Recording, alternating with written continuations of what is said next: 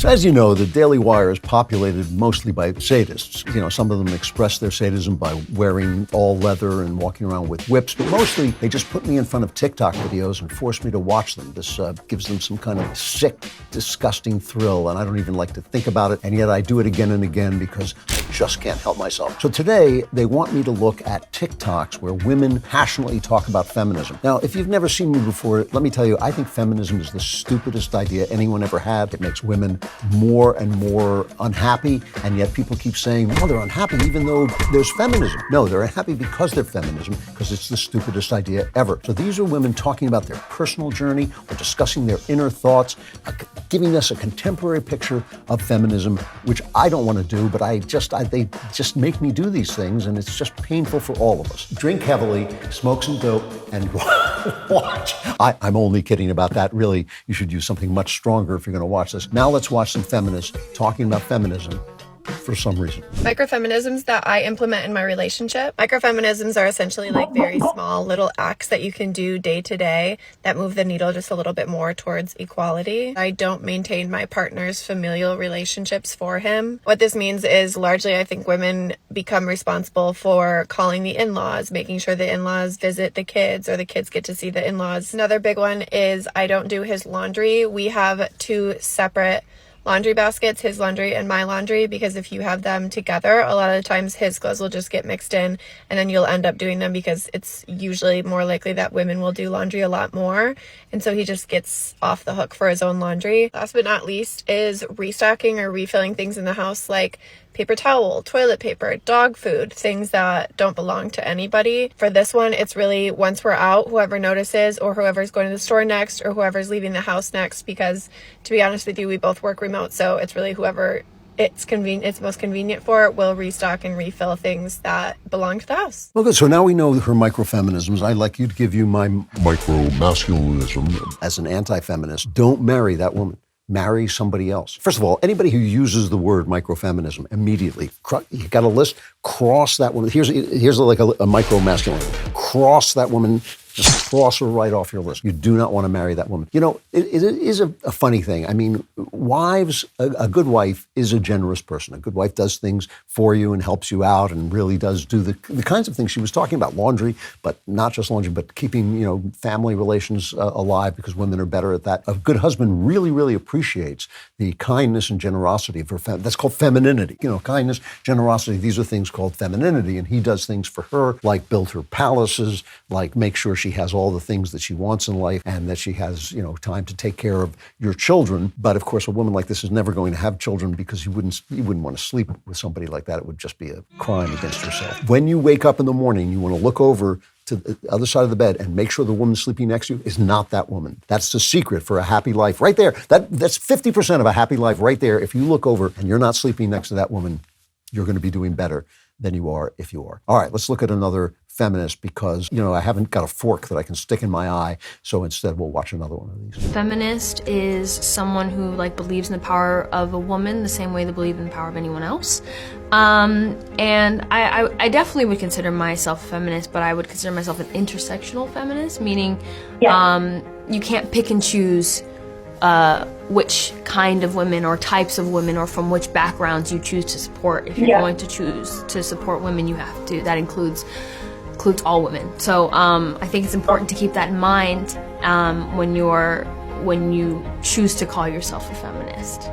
Is that Zendaya or just somebody who looks like Zendaya? That's my question. That's what's important to me. Is that Zendaya or just someone who looks like Zendaya? I would just like to ask her that question. Are you Zendaya or are you just someone who looks like Zendaya? Because I can't tell whether you are. And also, if you support all women, you're going to find yourself supporting some very, very nasty people.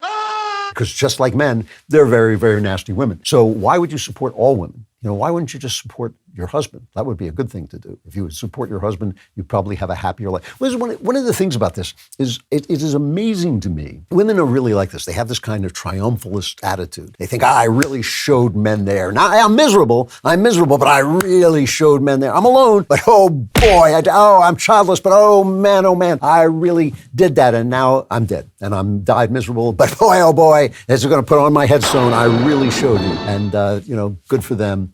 And I hope they keep it up, but I hope you do not marry somebody who is like that, because otherwise you're going to be as unhappy as these women. Let's see another one. Someday this may stop, but let's find out. I cannot stress this enough. Men are not worth settling for in any circumstance, any way, shape, or form. It's not worth it. Like, we're so indoctrinated to believe that, like, we have to get married. We have to, like, aspire to, like, having a relationship, having a man in our lives. Like, the goal shouldn't be to get married. The goal should be to be happy.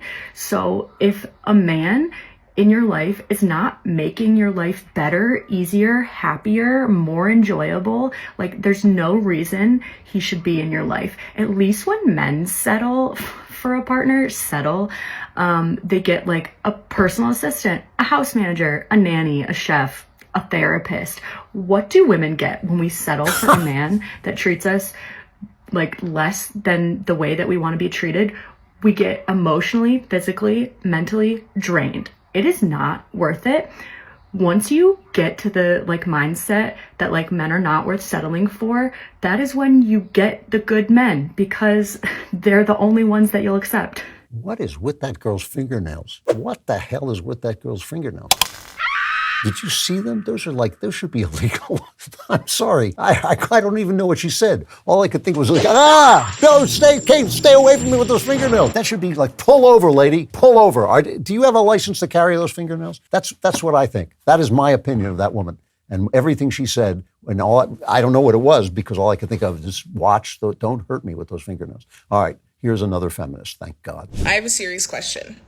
Do you think it's possible for a woman to remain fully expanded, taking up all her space, have all her needs met, none of her needs are compromised, and none of her boundaries are compromised or infringed upon at all? She remains completely and totally herself, keeps all of her light in a heterosexual monogamous relationship with a cis-het man. Well, first, does she know that she doesn't really have that much light? Two, does she know that if all your light is coming from yourself, you're just in the dark?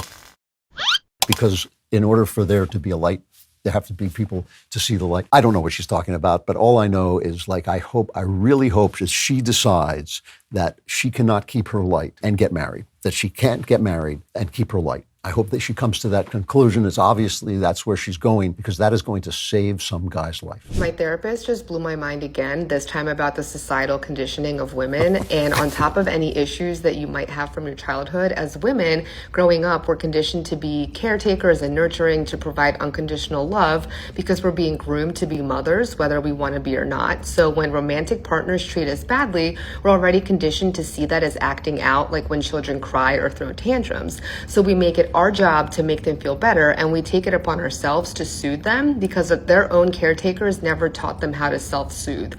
So they take their issues out on us, and in turn, we're providing that unconditional love even when our own needs aren't being met. I like the way the feminists are always saying that these things are conditioned, that they're societal, as if there weren't like 10,000 years of evolution, where evolution was saying, what we need is somebody who's going to love this baby that's crying and annoying and all this. We need somebody, we're going to shape this person. We'll call it a woman, and she's going to shape this person, and they'll take care of the baby so the babies don't die, and they'll be people, they'll be human beings. So, they'll be mothers, and then guys will think like, hey, I really like a person who is like so loving and sweet and nice and tender, and if I see those tattoos that woman was wearing, I'm going to turn around and go in a different direction and find a different kind of woman. I want to interject here for just a minute. Men can be horrible people. Everybody, men and women, can be horrible people. And if you find a horrible man, then all of that, the beautiful tenderness of femininity and loving generosity of femininity is going to go to waste. So I'm not making fun of these women for their bad choices. I'm making fun of them for their bad ideas. And I plan to continue doing that right now with this next woman. Most husbands hate their wives. They do. I danced for 4 years. I stripped for 4 years. I danced from 2011 to 2015. I know everything there is to know about men, okay? I've never been naive to the bullshit. I found out male nature for what it was at 19 years old. Never been married before. Don't want to ever be married. Don't ever want to have children. I've just seen too much. I know men too much. My father has also been very honest with me about male nature, and just with him being honest just with his own lifestyle, and just how he operates as a man. And one thing that I noticed at the strip club is that all the married men would trauma dump on me about their wives, how they weren't attracted to their wives anymore. A lot of them lose attraction for their wives after they have children. They start to feel very neglected after their wife has children, and a lot of them complained about how their wives let themselves go. They're fat, they're overweight, they don't look as pretty anymore. Too many women believe that because their husband hasn't left them, that their husband likes them, and that couldn't be any further than the truth. So that one was like an intelligence test. I was like, did you catch the logical flaw in her argument? She's a stripper and she knows everything to know about married men because of the men she meets while she's stripping. I'll give you a moment to figure out that if you're a stripper, you are only meeting men who go to strip clubs, which maybe are married men who don't like their wives very much. So my advice is, men, don't go to strip clubs. And women, don't let yourself go and become fat and unattractive. That's a thing. Why is it so hard for these women to understand that in a marriage, two people have to kind of take care of each other? They take care of each other in different ways, but they have to take care of each other. And part of that is trying to keep mildly attractive to the other person so that you can have a good time together in a romantic sense. If you're going out to strip clubs and you're married, maybe you should be taking that erotic energy home to your wife. And if you can't do that, maybe you should be discussing that with your wife. Just a point. How many more of these are there? That's that one we just did? Oh, thank you, Lord. So that's the end of this, and possibly the end of me. I'm now so depressed, I'll probably just have to go to a strip club and tell some stranger about my wife.